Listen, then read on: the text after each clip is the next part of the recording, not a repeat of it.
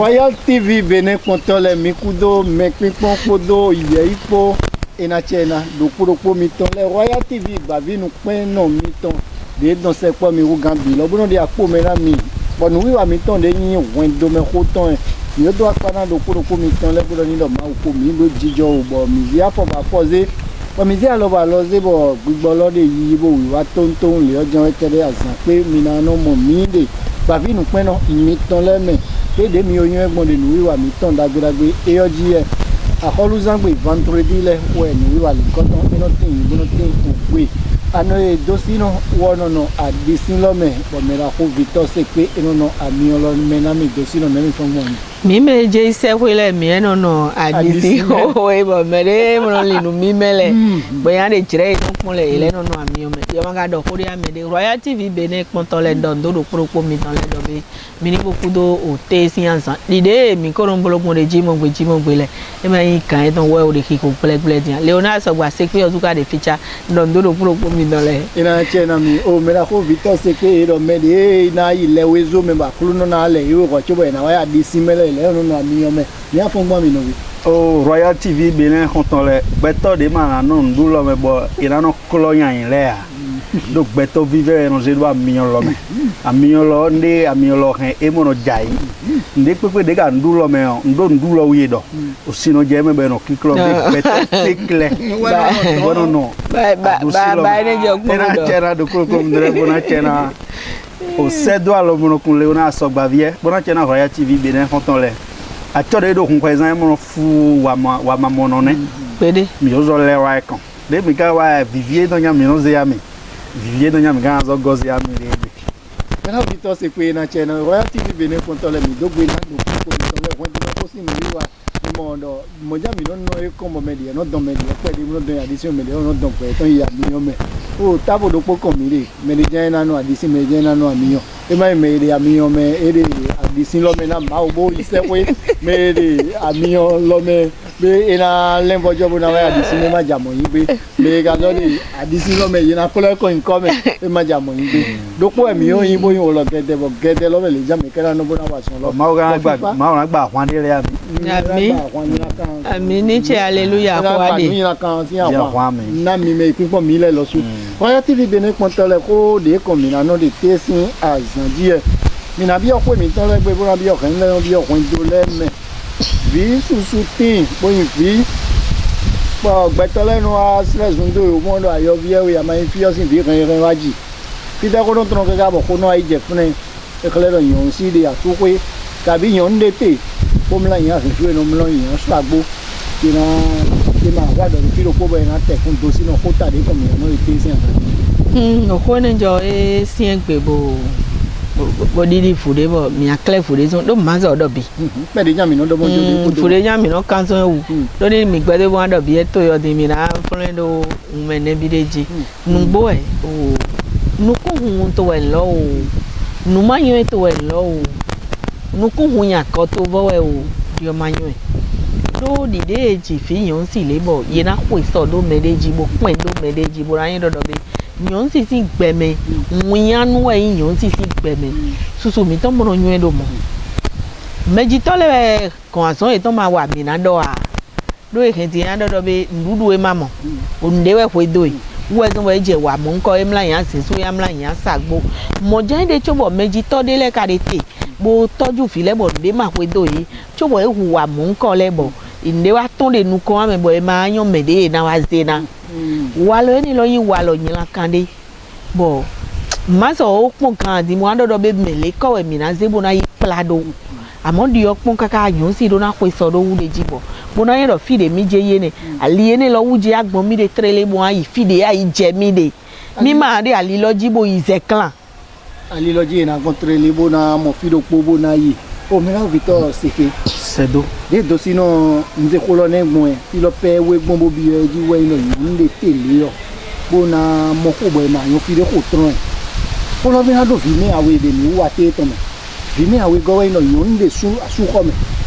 bo de ko me le yo bo ku papa po e re papa mama pe mi awe le de po chu gan chu bo e na so pon ko to bo na no ai me na me de bo na de fune bo vi lo le de na yin papa ton bo de na yin Il y a des comptes tonton. Bah quand déclare bi do papa zin comme. Déclaration les odo ko do de wa. Ma do de ou de kwene. Papa bi bi no. Na ko e don me no go dia. C'est do alors mon coup. Mais la ko vita so. Royal TV Benin content le. Et na chena mi bo bon. Bo gana chena sedo. Bo na chena dossier non chi. Do ko de mi hawa no wete. Bo na chena dossier non miton. E ma chena dossier non miton. Ah ma wa ho vi jira do we de ma do be no emiton. No emiton do wa do ere sin. Do na wo ka re na aji. Ho vi jira do we de ma je mo do ji no ye do. Toju we bo ro ko ya. No ye do ne jira do. Dossier non ti. Ne dossier to na do. Ma ore bien jo do. Oh ne dossier to na do. Dossier da il y a chez non blodo émission du ça c'est un problème. Oh, nous étions d'autres nous pas. À ma monde à dokaga gagne là. Nous kumbu, nous kukin. Et soupo. Bodi yoga moro tito yo émission on demain pour na dira nous soupo do. Moi. Nous dia soupo bozo de ayo pe. Ouais nous dit dans les amblaji ajawi do mo. O ji kan de do mo so ra. E do mo bo tron fi jobo yon le ma se ha lo pari. Do ne se nde jijo egbe gbogbo yi. Anadi asuko me. Bo do wa de bronze afo do ya we go bronze do don. Ndu we do we a. Asulo e ma pe obode ki clean away ya. Yo ga mo ro party egbon bo do gban lo do we lo be don. Ngan madonna vire pe vi. E no zon enele. E no zon toju alo pon. Kwedewe no mede no bulegbele di kwene mo e do bo ya sokwe pon derewe ka se kwe don legbe wa bo je pon na vie don legbe do ne nyon si tara la nyon si yo ne do pon do ko no lo e clean for pede nyon do moena kantana ji moena zon kakabo na ifo ni pon do ko ton clean for na zon trele mo kakabo na ifo do sino o Victor c'est que do ko de dimbo do boya ndudu e no zon akabi sunde ko me de lo e ma de mala ibo al ko zen ba ganji we no pon la meje fne te mo ka ren na zon kakabo yon na de asu ko men le yo bona no pon ko oh sedo ni ma ndo de be awe njijiro wo kan yon si mi don te ton le e wo kan de mo pe ton di e de moto me e ba yon me de ji egbon kaka bo aton de moto lo mete e mo ehwere pepe no super jan no mo de kone flisco jan no mo de kone o de ka blok mo kaka bo aton le fine wo manyo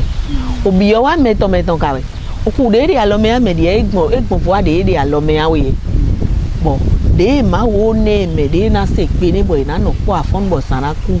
bo de ma ka o sa de wo na mo do be kame oyido emi o kame oyido me lo no baransu ino ja ya o su bleun ene lo no kan e ton de aliene beno fe do be ni ndo mi de afford de zero akebo de zero to lo ko lo na ya o pa emi we tin ko lo ma ka yin mo be nu ji juro lo ze jere wu lo pataki we de taji bi lo ji juro ze jere we me je fun Victor c'est que de window mi ton le me togbo mi ton le me ko mi ton le do mo no wa mo do ne wa mo vodun enu wuli me e wa ti lo be yon de vile mo e ka do vodun ko lojo obi pata ya ko vodun àwọn jo lo fun ne bo ni dapo su ka me ke mu no go boya cha yo no ba mo kula fo na e ma gble de kwede legbe e ga gble fi susu fi de exercice sen boblo coachon na de fi de eze bibeli boblo coachon na de we de mochi boy kan so no mo e ka do no mo ka ti sa do nde utu ezon vodun àwọn ajo togbo mi no le ngodo fi mo re ma nde eze wale e me bi we nyan la do ni ana yin nu gbe me fi o fi de no e bezon ne ni ndo no we eize ei mo khodo ina merebo bukanyo do mi firevo mi no blo eno firevo bo yero nyuno de mena kanji bo eno nyon bo do no kon de me mais oui ma ba rose eno imale bo no ba rose bon no we kanyo do mi de mo blo kaka bo me de fozi o si we blo we e ga to we ho me mais je ba jiro papa bo kan no de famille to me de fine lo don e kana kadeji anyo do viene be problems on pe do mene de pepe afoku de pepe de viene na wakaka bo yaga e wo de yaga amu ya ho ado pere tan no de ba de bodo awe ne ta be de maka bodo awe no de jiwe anaka bo se e don we he we je fi mo Victor c'est que na channel Royal TV Benin ponto le jira de no so bo mi no ya gbaji na fa kon jira lo so na jo atelo do ran to sino gbaji na fa te to mi na ye kon bo na le ko akoda gbe de mi zero kan jira mi go do sino atelo je mi go c'est doit le macundo bodondo fito c'est que boka dondo e me de yin wa Royal TV Benin bono pon de ji mon gbele bie dondo e nyami don de no mongo do domo de no le se khli bo ye no se pe mi don mo mo mi le dondo e me bi me de do pe dondo wo su po me de popo epo we de tito bon lo fun bo de nkan yi le mi de ho de do tinu gbo bo ho ni lo yin ho pataki do pobo kunpla pon do me ho le bonindo ho ni lo ina yin ho bona donu kume bo ya li sana fude di ona ya pa ko de jiwe yin do be ni no yo ji fi yon si to e bo ina no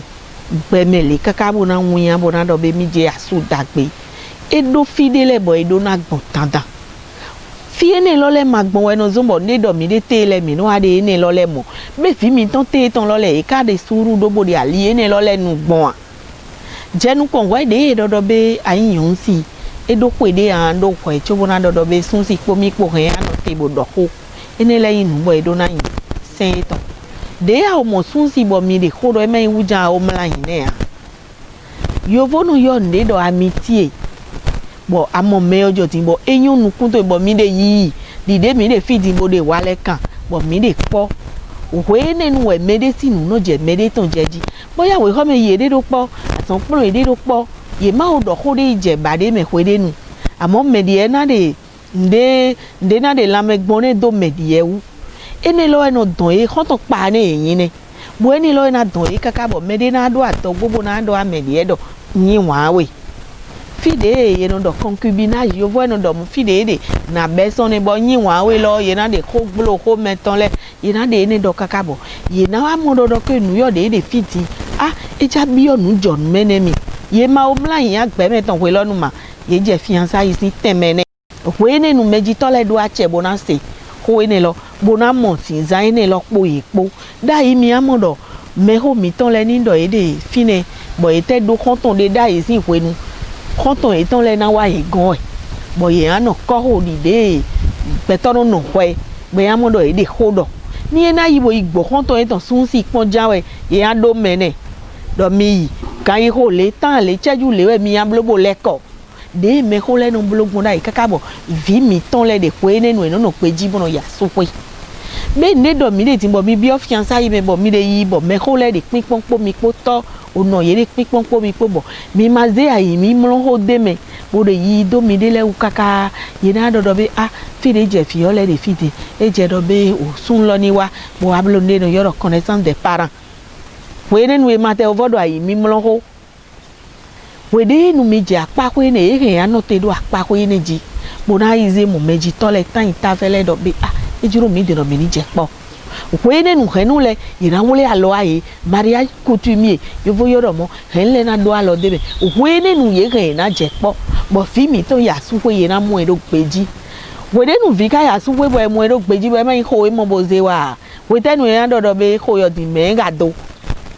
be di ona bio ye me de yin wa Royal TV bo de mi konte do ni do mi so ye ika bo na no de fi mi ton le do eliji bo na no na ye ku webo ye so o zin son li ene le toka toka ma de li mene ku de bi de ma je kodo na ne a ya su pe to ibo jidi de ano we amo ho de yon si mo jo mo ze wa su pe o ene inu do bolo jawe bo ni wa je so yan do me si fi ka we me ka do ho lo do mu ne ma pon ali do ponu e pon de bo wa lo ene lo nu adon ye kaka bo enu ayi bi odo ye de asuwe bo fo de fi de fo pon ni ndo mi ma yi je fine lo ko de ndo tin le ni ndo so de ali a fi mi ton le bo ina gbon ali ene lo lenu kaka ija yi ni do pin do le an fa bo cho di do me blo me ton kawe ene ho yo kana yin gbon so mi na ba po Royal TV Benin konto le ndo do pro mi ton le do ina che abi ano dosino ina che ram vita se que fide dosino e bon de que cabo a jeter ne o te si besoin de me milier personne ne moi ka ko we na ko fune wa do mo mo di ko mi ni wa nya mi le se ka bo to na wa se ko ga bo ko ko pina di yan sa di le di we na lo do de me na son ni mo ko ko ayi mi don yi o dio ko ko na yi no ko ko me gouvernement wi na do na ba na e do na mi agent de sécurité. Ma sécurité est menacée. Et ça, tout cas. Et donc, vous avez un peu de temps. Il va y avoir un peu de temps. Des monojo di do ouais wa ne. Vous savez, ko nu gbo e wa e no do we. Nde doté yo pole de gbede, ni yo pole de gbede e blau. Ama mo ko le na we yo be ka bu do ka jaya. Ne ade do me a video e gbede. Bro ni plan e konton e no we. Mais de adone lo, we nya video le ba mero po we yan wi okan. Le problème ba mero po. Ben alors yo bo nzonu ne. Des trucs comme ça. Yo po egbe no le maso banana no tekpon le no yodo. Ya do tintri bo no gbeji. Bo amo fe nu gbedon o sisi de no na me asukwe. E maso de te no pon bona do. Ba mo ye ne lo. To ezon. Ole no ajo video do ba yo come. Téléphone portable de le wadi. Bon, il y en a doit filmer dans le doc ne ado DPC na ho qualité yo awe. Ado bako na ho yo awe. Téléphone lo di ye hu. De ye no blon wa ina gbon. De no yin gbon. Mi de wa me. No me bo de photo se do gbon. De ene le bi yo ton. Donc non support ma de. Non supporter de bo. Ni ate swallow yo kaya we. Yo je won epo. Kaya epo. Àwọn gaga. Wá ní ẹ̀gbọ́n bọ̀ tó bá. Àmọ́ kò yẹ ká sọ kẹ́mi. Ló pọ́nlọ́ náà tó wí mi dé. Adé yín asran ewu ọdún. Náà di ọmọdé asran náà yẹ ewu ọdún. Yẹ̀rọ yọ̀ wí. Dé mi náà wá gbọ̀n. Bọ̀ wọ́n ẹ̀dùn mi náà lẹ́ náà fa. Wíṣí kan kò mí dé. Ló àmọ́ kó lè náwó ọdọ́ ká wé ìjà yá. Ne ho kan di asufwe bo video de audibo o kun we kaka bo yin docteur vlavo. Ye virona wazi alibo na dijando elo bo na wa bi badura nu kaka bo yin do we nenu. De a de poco to e don po mais les poco po e no po e blo mele zi viwe agbe don le bise ka oyon e do to e don yin mele e blo vine ma roja to e na ngbe nene be to supo do kan ko bonoku e no henu supo gble e na zo don to do kodo e mi ga wa de mi na je fi de mi di Itan c'est que et na channel Royal TV Benin contrôle de Agbajina fa de sino ton conducteur si azanji e bibi opo ndo vi sunu o vi yonu do kuropo mi ton le mi na ro gbede me mi di e nous alia non ouais français au de escalier bonne ya façon de dire on se do deboji we de nous mi wa gbeme bo je susu ji bo no ji a kon metro lo me we no mo asu e me sunu de mo e bi we no mlan na o de dosi no do de Agbajina famele ne e do ndo zon li we de mi de ko bo nde je nu wa we ji bi ayi ka me do sun le yo ka nde je ndo we ji de ka me do yon le yo we o yi ride me kwe po gba ride me pondo gbojan we ali gbojan we yo poson li de kono di bo to podo no po kan le bi no mo se le di ne le te di maso bi blogo mo posun de pepe e mo yonde e na gagana bi osu yonu agagara me di ere te bo gagara me di so gagara me di asan ton de ko ton lo ara wa je o toni to tableau di rido ko na ja suka ji do o be kronan lo gablo ma kronan vanu ku ye aburo mablo aro si 20 lo gablo ma si vient là au vent nous combro et ma imidon on a nous jacki ma nous convainc à des ko joa jacki nous sous en mon collègue de anglais nous wa Agbajina fa ton de tesi azanji ma nous kona de meru gam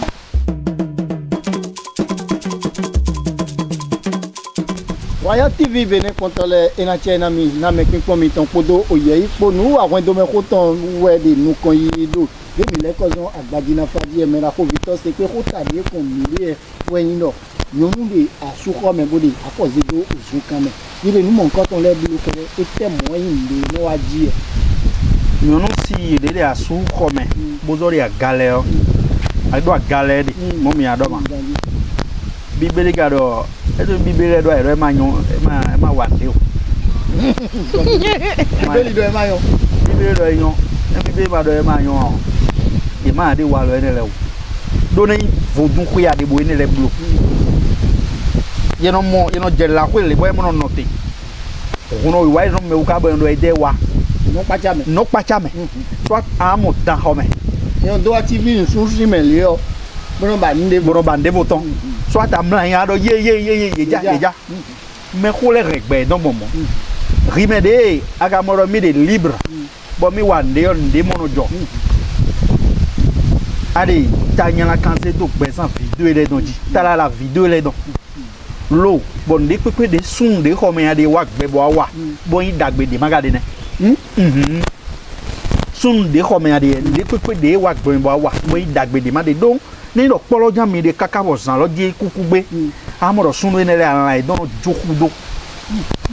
bon yede bro sun zita fon bo zanu kudo ye lo no tronta e mais ene le mo sunyo ko po boro apo nyo do nde yin mero po don aro do nde jo le bite dia huri me ene jo maglo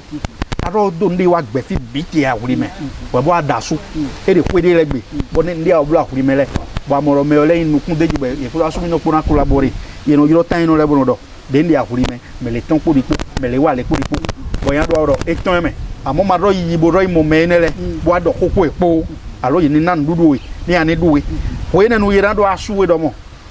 no dia nanu kudo me ole po no lia nanu kudo me ole po déjà ene yo autre mene amo yena de fine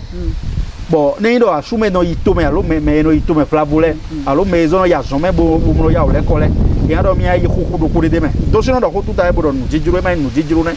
le me jijiro ne yo po no pe di bo no pe gbele ne yo po no pe di bo do po mo no pe ya we mo no pe bo o yan nde yin nu botin onyo nde yin onyo nu gaga onyo nu gli de wa nenele bo pon enele mi kan flan mi so we kema glewa we no zon bo yiro ya so pe bo nino me de le katima no jitro lo ezo me de glewa si wa lo ma bo ye vedro ne ya so pe ya wa mo chogan bo ye ga no aso pe ma ye mo do ko eden jo wa ye o ne be fo mi na do na iro moso o Victor se pe na che ano e do sino nde nu mo nkan ton jile une Victor se pe beru po budo kaka wa ija yi ne o mi Victor do ko de zan de da ibodo je o sinsin we na gbe do ne ade fodun pe o fodun lo le de te kede da chivi nsume le nde no chigbon le no ble me khome no blo le o sinsin e na gbe do ni asu pe bo blo nu mo nkan ton ah sinsin ma na gbe do ni de asu pe bo blo nu mo nkan amo de sinsin me lo mi o mo do me bi eyin lo polobo budisi peme ton mademe o sude ma de ton trambo ye de tito a ebo ye na mo do ejure de ye yo te bo mo do ko idon de finesi e je so yan be tin tin don de fo be nde ma de lokun le kankan mo de buto a ebo yin nu bo ye mo bo ye ke ya mo do be nu yo di nu sisi e bo ma so ta fo eji e di do nu mo nko lo ma de ton ye ka wa de o lo a o bi o lo me ko ni a o de mi mo ne de pe lo gbe bo a o de mi mo le o yin nu bo a do bo a bo ni a ize a fo mo nko do sun ka me jawe ke yo so an le ta ka me to e pon kanji amo de yo di budo a me nde martin si sen wele boy na de di do do be no jale si sen wele ya chemi no ba Africa gbeji do si sen ti bo no do ni asu e mari agunre me ade ni asu e ma gun lo me won ke ni gbe bo ta me bo o si sen do enele ma si sen mo ngo ti agun e don le ni go akunle ni go wo ezo mo ede ne do to sino ko Victor si ko mato si sen don gbe bo wa nu wa eyokun ne do gbe nje ida ibo kun la bo Victor do si sen ko we o yon ka rin na de si sen me bo pe mi ton gbe kere we do po pe kere yon le no ire akan ko le no yi fonu ko me no nu me ko no ko me voka me ji aji bo yi na si sen do na gbe do idon e me ndele komide de fi ora ibo sinte wa eni e dodo be nde komide lo le ma so yon te ya e lo do togbo di odun le bi ne yi so me ne ma do si no ma da for de ji ami nde zon tra la bo no mi ton le yon susu de sinse me bi no ne do susu e ton tin bo nde kwe le do nde famille le do de kwe do ko gbe ye ma babo na zingbo eji ina ta for zon ka me ka bi wa lo ye do su non merci ma ji jan do jan lo ko lo ji ko do sun de popo bo mo e de mo ne kwe to egbe akamoro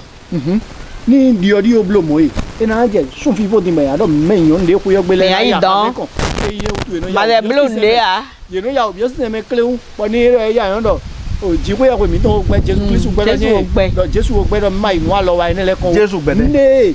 aka wa e ko sun yun e ganji bo yun e do ni le yo ni mi don do na gba ni do ni togbo mi ton le ran le fi obi jan yan la kare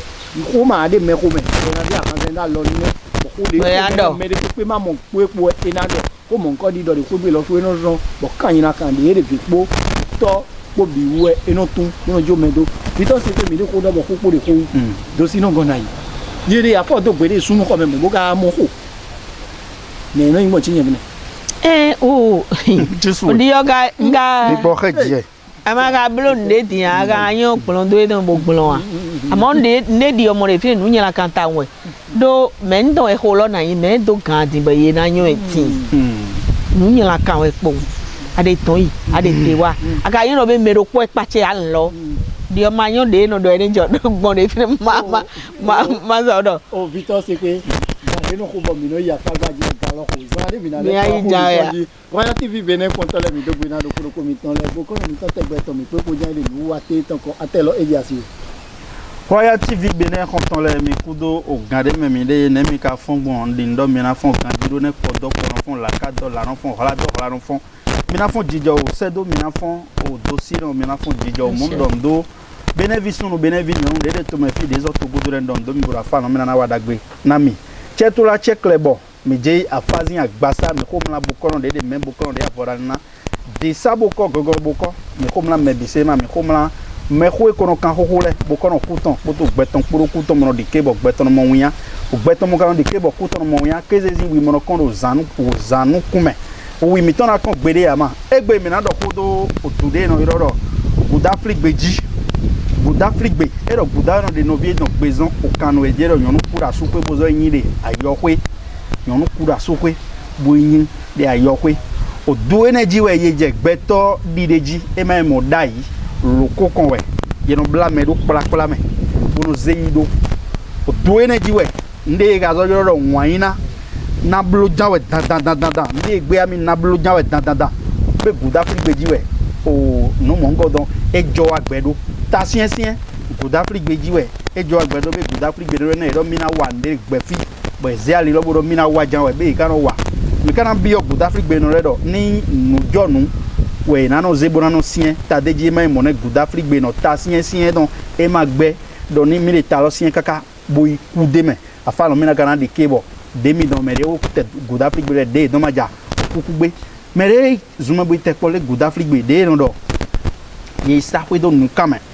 mere pepe ma filo bo ye sa kwe do nu kame mere kuno ge sa kwe do nu kame mi na do na guda flick be no redo ye na tenkmo lobo na yin o suwe don ye sa kwe do nu kame mi na do na guda flick be no ye tenkmo lobo yin o suwe don eji kanlinde ye wona go yo zuma do ye kan jina go ka bo kan do na go ye mana do abi kanlinde o keke gba moto egba ye ma do na do kanlin o mongodon ye na tenkmo bo na yin ami vovozin su pede pole guda flick be no le ina yin mi vovozin su e ma yin do e ve gudu amo o godo ho de droje bo ka le titando bo fotu do akodo tanko e wa do ko awe godo donc ye na tenkmo bo na yin o ami vovozin o su pede de no do ye mono zan kpalaji guda flick be no le ye na tenkmo bo e ma na no mlo o zan kpalaji guda flick be no le ye na tenkmo e ma na mlo zan kpalaji soda bi nunu eve guda flick be le pepe de gbo yan han bo enu bo lile nu kun mena mele yo guda flick be no e ma no nu aka mo ngo no le surtout mardi le guda flick be no ni jale nde yan han de pepe ni mo no do dewe ne ka tenkmo bo yin bo no de ye mo no du we ne kaka bo no ko gan o ya we alo gan do po ne le bo no do atisisen abi mardi zan zan ne 0 te bo no do atisisen ko do vendredi po e na wa dagbe na o guda flick be no bi sese mina do de kan loji fia 61 66 93 43 61 66 93 43 avec 96 54 39 45 vous dites mino yoro mire bozono kan hose miro o dureji mi dure mi tun me file u abi mi zo do dure vo flavo bona ze na mi wo mina tun we me mina tun no me na mi dejibe numero ne lejibe mino yoro mire egbe do mari mona hu se do alomagun Victor c'est que ina chena ya ano dosi no guda flick be sin o mele sin do eje communication guda flick be no le o di opo na dodo be mi o so de mi de le tondo kodo bo de nu hengle a mi de le do mi ze nu yo de le do nu kon a mi de le bo panzo ene lo le bo nu jo de te obo mi agbon bo cambio do be nenga no do de pe o me fidi bo eyan mi jodo Leonardo a me konto Royal TV ton le do ne le nu fi vewe de amokodo we wa igbado lo sun kan chenye jolo e de gbero ma gba ho we de nu amaka ba pon bo yun do be e ma je emi do mo lo so da bi ami yi nje class ro kwa ma yibo de aida yibo amaka yun do be ma do na blood mo ngo de mardi si asanji kai de vendredi si asanji we de nu ma ba do na lo ande me wuta mo bo yo de kan won aze ati awon do alo mo rijin na de kan ho bo de kan do kakaka bonde ma ansa ni mi ga se po nu mi don le mi ga mo alijo alima Royal TV bene konto le mi do gbe na do puropo o mi ton le nu wi wa ko do ko ton we de nu ko yi do wa pa gba ji si o nu wi wa mi abi osunu ko do yonu ko yopo ko me ko mi me yin mo na nu wi wa mi to mo pon le mi me ebe ne ko me fi mi me so le Togodo le ba do be de me mi wa ai ho gbe ma do deuxième mandat be ro ni mandat yo fo de mi abe de bo e ma ime ma délégué bo ni aduwa no ko ize me ka afo mandat do polo efo e mandat unique. ouais Bien tiens we gonna blinde. be ma do deuxième mandat C'est de la 7e génération. bravo Non, il y a beaucoup d'onde. oh be ma do deuxième mandat ni ade gbe yo me bo de yo le si bo ma donde awe bo akeche pon bo pon do fi en tron fi en je bo ade u bo de ndo block kaka bo ai ku ki fa do polo e ma yin di no ne no mo de ton cho ni nko yin na oblo le yo wa do ku ko de na ablo lo ma do na no kon we ne do ko mi to le mi fonzo amlo me me ku da pli gbe no le e mi se bo zin gbo eji kere e na wa da gbe na do ko mi ton le mi wa fa gbaji ton le te si azanji manu kon na ibe me ku ga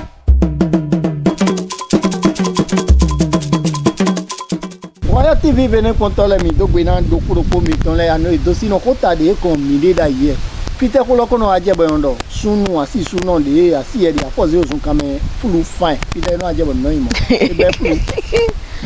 fulu morondo amade mo yedo ni yedo mama ide ndo ne ko we o di ma mo merita uni be fulu lo ma mo o ne nse bedo yeronji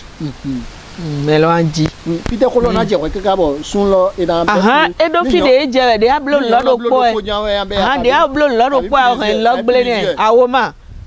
yedo e ma blo de we bo ablo do poge e pe kanpo e so wa je sun lo fanjire asan tongbe asan kogbe po do pogbe ko ya we gbe e do po de a oblo lo je ma de bo de o je ko do na ni le ma de a oblo do po lo bo e fo e asi afo do sun kame do e fo o Victor se pe ne mere bo kana wa dubo mere bo kana ja sun do ne bo pe yon lo e wa nu e ton ton o sun lojo magamo o do na ko lo bo mama imla do sun kame ne Nem do. E mais do. Me aji bo gbade ma o do ya ne mere yon yon se ma gbon kan. Ne mais do mi bo ji gbade ma o do to sino kan flan. Ne mere yon de yon si gbele fi o. E ma gbon yon si. e ma de ari kan yon la ju adi sin lo me ne E bi e ko do e mai de pan comme le ma. Ne mo yon ja yon kilomètre do. ma se te Ndo amode jakpataria. Bo ye blo bo na ya di. kamanonu Mo e ma o da yon si bo na ya che de gbe fi le. O na ya che lo fo bo do welu. Va mo attention. ah e de mi ne nu mongbo e do ni o su bo Me ole na ren we we no e kan de ro. Boise de do de ji. de kan Amo amoro. De no do vodun wuli me. E ma yon no bi no wuli ne. Vodun mo yon de wa nte bo no jodo bo no wuli sun. Sun de da ro ko me. e te tu no i como Supposons que peut-être essayer habiller mon Boumaka ese ma fondeji Bouma fondeji do nde o to azon bo vodun ya wi sun le we ndo ede si e do ko lo ja ke no je do ko lo na ko ne mi ya wa ne ni bo do po de mi do jan ne e ajo vile do koji ami e wa le sun de le ndo mo do sun de le ka so de bo e no gon ma yun e bo vodun na wuri da cheji mo bo kan kaka bo ran ro hu ye le do we ji jo vodun don ji do we de nu ye o ji we de ren lo me ye o do awe do afonu dele wi don ko wa vodun lo abi fa wi no ikambono yon de vemele ni ade abekaka ana ika fa bokun do du deji mi ka de aji to ne ya fa we ne ko yo ka fondo afana do awe do asiwe de ko me o e de lelele e ri ro me ko le ne mi ni je vodun kan mi ja ho le kan bo tun si abi mi ji vodun mi don kan o mi ku vi to ho kan bo ido ho we de no apa je modoji allo at mi do vodun de ku e bo no ho de na bo vodun lo ja fe rizia o ji mo re lo a onye attention asire ko mi do me edele enele de ne yo magado dine amoro ifa hu mi kan palo amagazo do vodun de fu igbono yi ayi ha do magazo rete a mi sa lo jan ano yi e bo ayi ha marete ayi ha marete vodun ja wuri be en wuri we pon me fodu na wuli ko ano e do sino o sinsin we family amisa we bo e na ifa we na blun ne e ka kan na jobo tan de ko gbe bo wo na do yin o ya o le e blu di ko tan ko mo do mi le mo do gbe ko e kan do de bi asi e ko do be o asi e jo e blun no ba awo ni ndo nu mese mi ton jo amo mi ton lejo janwe awo de be hore ma de finene de lo we no modo boka no do ni tan no va yizi de finene de ko ne mo de ko ne e ma ndo tan no awo o yege ni yi ko ni ablo lo ando ni amaka ablo e ande ton do anje to bo ton ma do ko de ma fine ma ano e dosi no ye blo bo e mla yin lo sin ko wu e mi panu kan fi obo di nga ye de yi gbe do ko bo mo de do yon le no kan azen ne bo yi kan azen de ko de gbe bo o yon de bo no ji alo me ne ma do mi mla yin ko sunu ko ko ye yi kwe le o kabi ye goma bi ogbe asu meton bo yi fi le o bo de ye tron filo e zo zeg mo file bo ko ne le bi no ayin ko bo no akade asan lo ni we kan wa lo ene lo le no wu ezon bo point do wa lo ene lo le su ene lo le yin we zo point do mi ton le gbe de te bo de do ayin yon nu pe si bo wa pe lo gbe nu mesen de pe lo gbe le bi we o yan we zizan de anzan de ko ne gbe do na hodo nde sen de ko ne lo gbe ko to sen de ayi le ye do de fo lo gbe do Amazon yi oyonu o Messi bo yi kwe de sunsi de vosi bo akayi sunsi de na we kwe lo lile te de khomene lile de khomene wo je kwe lo godo ma bo yo yi kwe lo bodu ma he akoba we ma e na ko ba we to sino na bo no mi go fine garu no fi opo no fi po ali energy ye dapo gbe wa ji do vi me ni lo ko ni ga yi nu ko me ga fi te wo no ai photo ni papa de village ni lo papa mama oku kai papa oku bo ye ga zu ni lo ku e fi bi jan we ne ku e fi bi jan we o nu ene lo se pe o do ko di no e to mi ton ton to kodo do de pepe de blogun bo ne no nu gloma tima eno agbajan we ma ku mo no to glo e mo no to gloma eno agbajan we e ka wa gba we lo nu vile ko yin me ho me de na pon ka bona do etemi vo na wa de pe lo meti e a wule ali po mo ye mi oto me fi ya do kan ko bo ku e mo we de fi ne ka okun ni fi ne wo so ji do ayi gba re tan te na pin ina mo no mi gbo tron pe lo me ipon te me nu ni la kan de me susu mo nu ene lo no tonto mo di ando anyon si le do ni ayin yon si to wa na kan bo se ja bolo ni ablo ntu e mo pon tri bo pon me don e bo izena mo me to e bo zena Victor se ke ilodi e yo do family asogba re mo di oyun e bo wo so no fun ke ka bo ni kweto no mama wa ko en hoja kuku gbe ro be e ro yin asogba video do bo tu le vi yin ya pada ni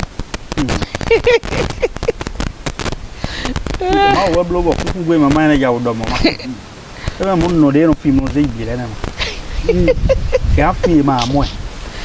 do gbe unya de ma so huga more wo je kuku gbe lo bo ado wo ajo tan na fi do ne ko me ami en do ma do ren bo ren ku e ajo tan na fi do ko le tin won nu vie ne de pepe de vie ne wa gun kun de pepe de vie ne ka wa che de gbe fi zungbe de we ma zungbe de gbe to le ne ma c'est que zungbe oui e wa ba yan na vie ne ma zungbe ya ba yan bi mo nkan ton fi me de ka papa bo o mama oji o video vi me awe bo ga yo pe ko ro papa amo yo po o ta ko to de ne le bi po me ko lo po do di chenje me don ko ba into nyon yo me no ko de do mi de ole ko le ne ma do ne afon bo yo lo jan no ko do asame mama ama no fie do ko do menu mi don la ji de pepe de aka yiye nyon de no dandu na we khome afoyon mi no mla nje no kona nyon le afoyon je zo no funje no kona e afoyon we no fonja we nyon de no mla pa de wo se alo do won na we no ko lo ma no pon jodo ni ayin gbeto bo takalo de wa so bo gbigbo do no ve gbe kan do no ve arun iporo do deji na we ga ipo de ipo ero no dandu vivi de gbe fi bi ero no han we kwa lo pare gbe fi bi po arun no iporo do deji we na we yo na we de ka fi yo do deji ga ipo de ipo do ne no vivi lo ro apo so tran ba ma ikan bi yo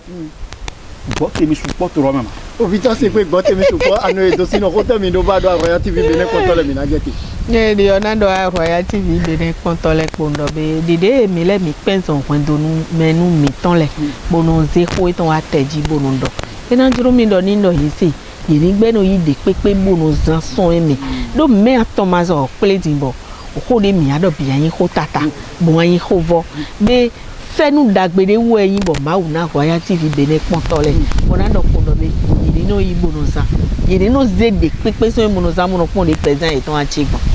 dondo dokoro ko mi don le bi pátápátá àmọ́ ni amo se pé un do di dondo di o ma ka dondo e chalo o me na Victor se pe mi na jeti zo mi wa yo o se do alo ma kun e tra na dondo sedo leona asogba podo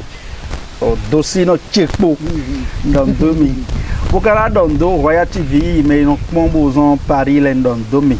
yeme désolé Belgique boli pon mile yo meri do madame Zanwenlezi Yao edi Belgique lo donri dondo e da outra la bokana dondo medagbe matida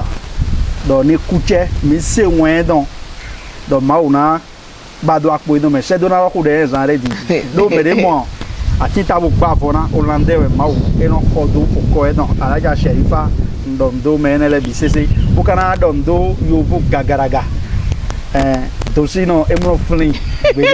je ga flin bo dondo e gbelo bo e family yo gagaraga dia zum flin bo dondo fe dondo me mi to de Paris les gars no e dagbedagbe no ba cho avile dondo e ma me de fori awude wule bo do be gbe lo ni ase wini e don mo dondo me ne le Royal TV vene potole ina chena do pro mi tole mi do gbe na mi bo ko ta de kon mi no de tesi azandie mi na bi oyan le bi pátápátá bodo ni do ade asu ko me bo sun lo agbo iton pewe bo amono ma so de asu ne ko mi ano yiwe tracé bene de na je ko bene disen e ma gbe ayiro ay ho yiro mi le mi awa because bene disen e ma gbe asu gbigbe ko gbe lo me lo su ka bo ke ro ba wo sen lo su ma gbe ti bo ni do amono pe mi hu yiwe àwọn ade fune bu na no idafo gbe ade aches kride to ade so won le mo ki ko lo fata me si achegba jipo do po lo mo we ade sun lo si achegba clear abo mo pe de me mi de Royal TV bene pontole agbande me de do we no leader ni do ado agbande bo ve do me de ma mi mo mi bo mo no mi oblote to ba e don ama e de kuyi bo de fune bo ki ko we e de fune bo de ki ko we bo gbe do po na so ako e ton me agbo fune bo na do gbe na mi me yin me bo iwon na nu wiwa e yo mi me yin me bo de ku gudo yo voto temetemele bi pátápátá ndo mi gbe bura ka to san akudo mi